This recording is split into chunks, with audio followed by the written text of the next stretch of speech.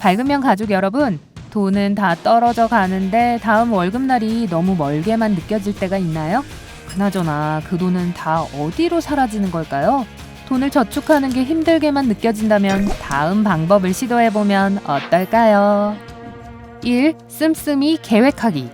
어차피 쓰게 될 돈이라면 어디에 쓸지를 결정하세요. 엑셀 스프레드시트를 사용하든지 손으로 적든지 간에 예산을 세우는 것은 필수입니다. 돈이 들어가는 목록을 모두 적고 여러분의 수입도 적으세요.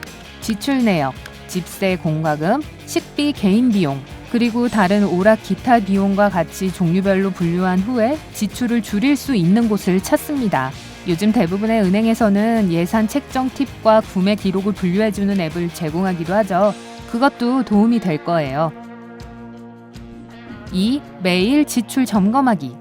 매달 예산을 짜는 것은 매우 좋은 일입니다. 하지만 예산을 짜놓고 한 달에 한 번만 확인한다면 헛일이죠. 매일 같은 시간에 지출 내용을 확인하고 계획대로 되고 있는지 확인하세요. 특별히 긴 시간이 필요하진 않아요. 60초면 충분합니다. 지출 중간 점검이라고 부르도록 하죠. 3. 집밥 먹기. 지난해 한국인의 월 평균 외식 비용은 거의 30만 원으로 나타났습니다. 패스트푸드는 간편해 보일지 모르지만 집에서 요리하면 비용이 훨씬 더 절감됩니다. 인터넷에는 온갖 종류의 요리법이 있습니다. 글루텐이 없는 요리법, 완전 채식주의, 케토 식단까지요. 식단을 계획하고 필요한 재료를 바탕으로 장보기 목록을 작성하세요. 장을 보러 갈 때는 목록을 따르고 불필요한 구매를 하지 마세요. 어제 저녁에 먹고 남은 음식으로 점심 도시락을 싸면 동료들이 오늘은 뭘 먹을까 고민할 때 그럴 필요가 없을 거예요. 4. 세일 활용하기. 식품이든 의류든 큰 세일을 알리는 광고에 주의를 기울이세요. 고기처럼 가격이 비싼 식품은 할인 가격에 구매해서 그에 따라 식단을 계획하세요. 가능하면 대량으로 구입하세요.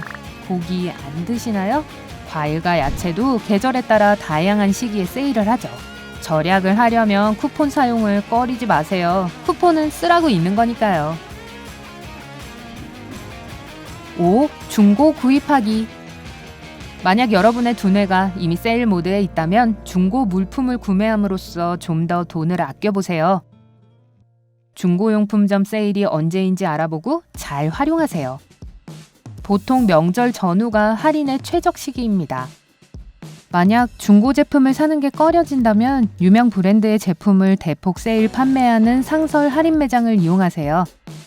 청바지, 자켓, 반바지와 같이 오랫동안 입을 수 있는 아이템을 구입할 것을 추천합니다. 6. 혼자 쇼핑하기. 재미없다는 거 알아요. 하지만 이런 식으로 생각해보세요.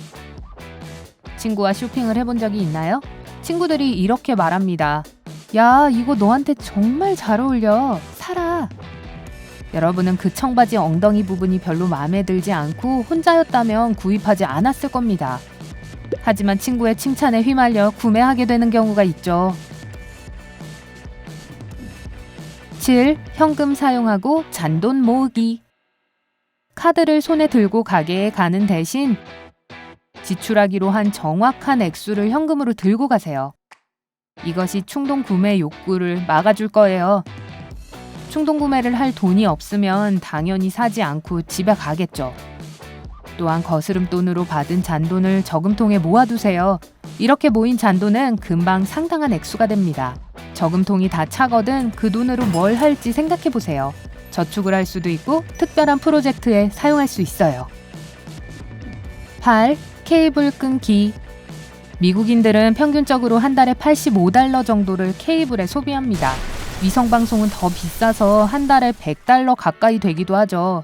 그래서 월 $9부터 시작하는 넷플릭스와 같은 스트리밍 서비스가 인기를 얻고 있습니다.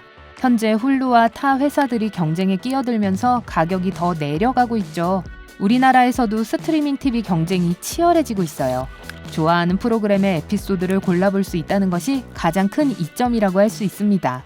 그리고 많은 할인과 프로모션 코드를 활용할 수도 있어요. 9. 중고 자동차 사기. 자동차는 중고를 구입하세요. 새 차량은 구입하는 순간부터 가치가 떨어지기 시작해서 한 달 만에 가치가 10% 하락하는데요. 연평균 15에서 20% 정도 계속해서 하락합니다. 새 차를 3천만 원에 산다고 가정해보죠. 한 달 후 자동차의 가치는 2,700만 원까지 떨어집니다. 1년 후에는 2,400만 원이 됩니다. 간단히 말해서 대출을 받은 경우 실제 자동차 가치보다 많은 빚을 지게 되는 셈입니다. 중고차를 사는 것은 이것을 방지하는 좋은 방법입니다. 특히 거의 새 것 같은 중고차를 구입한다면 말이죠. 10. 신용카드 현명하게 사용하기. 신용카드를 사용해야 한다면 혜택이 있는 카드를 선택하세요. 캐시백을 제공하는 카드를 찾아보세요. 예를 들어 어떤 카드는 사용금액 10만 원당 1,000원의 캐시백을 제공하죠. 매달 카드 대금을 모두 갚아서 카드를 가용할 때마다 1% 캐시백을 받으세요. 매달 카드 이용 대금을 모두 지불하는 한 이자가 쌓이는 일은 없을 거예요. 그러면 돈을 잃는 대신 실제로 돈을 벌게 됩니다. 물론 책임감 있게 사용할 때만요. 11. 비상자금 준비하기. 추가로 저축하게 되는 여윳돈은 비상자금으로 저축하세요. 비상자금은 최소한 100만 원이 있어야 합니다. 이것은 예상치 못한 일을 발견했을 때 대비책으로 사용합니다. 차가 고장났을 때 서둘러 신용카드를 긁어 더 많은 부채를 쌓는 대신 비상자금을 사용하세요. 그게 바로 비상자금의 용도죠. 문제가 해결되고 나면 다시 기본금액 100만 원이 될 때까지 모으기 시작하세요. 12. 빚 갚기. 금융 전문가 데이브 렌지에 따르면 일단 비상자금을 모을 여유가 생기면 빚을 갚기 시작해야 합니다. 빚을 청산하는 방법은 가장 작은 빚부터 갚는 것입니다. 예를 들어 600만 원의 학자금 대출과 1,200만 원의 신용카드 빚이 있다면 우선 학자금 대출 빚부터 갚으세요. 매달 30만 원씩 갚아서 이 빚을 모두 해결했다면 그 돈을 이제 신용카드 빚을 갚는 데 사용하세요. 이 방법은 빚이 사라지는 과정을 직접 볼 수 있기 때문에 빚 청산에 대한 동기를 부여해 줍니다. 13. 명절을 대비해서 매달 저축하기. 12월과 명절, 경조사에 당황하지 마세요. 연초에 얼마를 지출할지 결정하세요. 식구가 4명이고 한 사람당 5만 원 정도로 선물을 한다고 가정해 보겠습니다. 20만 원의 여유가 생기도록 하려면 한 달에 16,000원 정도를 저축하면 됩니다. 쉽게 할 수 있어요. 만일 돈이 들어갈 곳이 많고 미리 선물을 장만하고 싶다면 그에 맞게 조정하세요. 여름 휴가 비용도 이런 식으로 마련할 수 있어요. 14. 구체적인 저축 목표 정하기. 방금 소개한 2가지 팁에서 제가 구체적인 수치를 예로 들었다는 것을 눈치채셨나요? 그건 단순히 돈 절약하기가 목표라면 결코 돈을 절약할 수 없기 때문입니다. 앞으로 나아가려면 정확한 단계별 계획이 필요합니다. X 금액의 학비 대출금이 있고 Y 시간까지 갚고 싶어 한다면 그 목표를 달성하기 위해 Z 금액을 저축해야 합니다. 불확실성이나 변명의 여지는 없습니다. 행동만 있을 뿐이죠. 15. 남이 쓰던 물건 물려받기. 옷가게에 가지도 않고 새 옷을 공짜로 얻게 되는 것보다 남는 장사는 없습니다. 만약 물건이 마음에 안 들면 싫다고 하면 됩니다.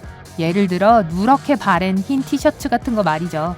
그래요, 생각해줘서 고맙지만 그냥 필요가 없을 것 같다고 하세요. 16. 부모님과 함께 살기. 놀라기 전에 제 말을 끝까지 들어보세요. 미국에서도 부모와 함께 사는 성인 자녀의 비율은 약 23%에 달합니다. 이들 중 많은 자녀들이 대학을 마치고 다시 부모님 집으로 이사하고 있어요. 빚을 갚아야 한다는 얘기 기억하시죠?